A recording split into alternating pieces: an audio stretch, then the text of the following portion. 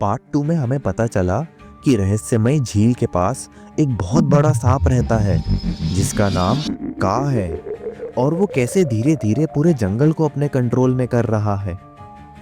आखिर वो कौन है जो का को हरा सकता है? चलिए देखते हैं।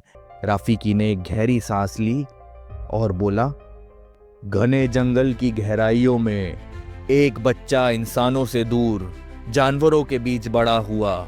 ना घर ना शहर, उसका आसमान पेड़ों से ढका था और जमीन पत्तों से।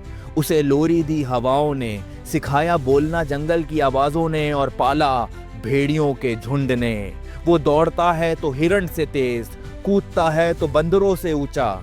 जंगल के हर कोने में, हवाओं में एक ही नाम गूंजता है, कभी डर से तो कभी प्यार से, क्योंकि वो कोई आम बच्चा नहीं, वो है मोगली।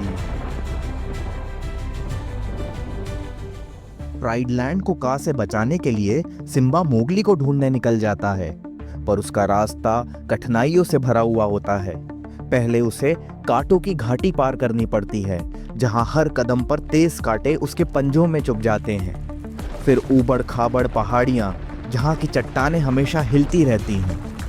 आखिर में एक विशाल नदी पार करते समय उसे भूखे मगरमच्छों से बचना पड़ता है।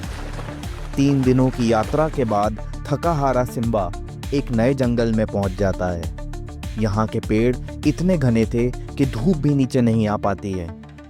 तभी उसे एक मधुर आवाज सुनाई देती है, बलू, यह शहद तो बहुत स्वादिष्ट है।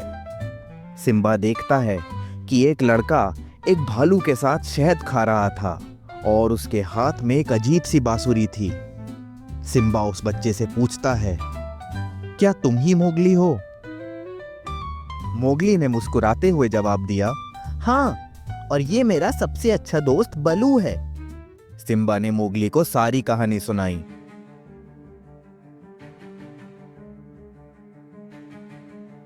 मोगली की आंखें चिंता से भर गई जब उसने का के बारे में सुना। सारी बात सुनने के बाद मोगली ने कहा, मैंने पहले भी का सामना किया है, वह एक बहुत ही ज्यादा खतरनाक सांप है। फिर मोगली ने अपनी जादुई बांसुरी उठाई और बोला, इस जादुई बांसुरी में वह शक्ति है जो का के जादू को तोड़ सकती है। फिर मोगली ने बलू से विदा ली और सिम्बा के साथ चल पड़ा। रास्ते में मोगली ने सिम्बा को बताया कि उसकी बांसुरी एक विशेष पेड़ की लकड़ी से बनी है, जिसकी ध्वनि का के जादू को तोड़ सकती है। 3 दिन का लंबा सफर पूरा करके जब वे प्राइडलैंड पहुंचे तो वहां का नजारा बहुत ही भयानक था। का ने अपने जादू से लगभग सभी जानवरों को अपने वश में कर लिया था। मार्क जिराफ चुपचाप खड़ा मुस्कुरा रहा था।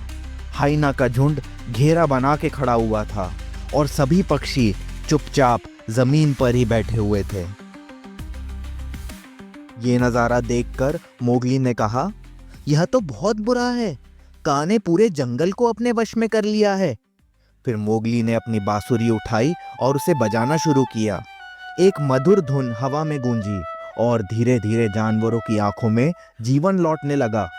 जिराफ ने अपना सिर हिलाया, हाइना रुक गए और सभी पक्षी वापस उड़ने लगे। हमें जल्दी करना होगा सिम्बा, का को रोकना होगा, नहीं तो वो वापस से सभी जानवरों को अपने वश में कर लेगी।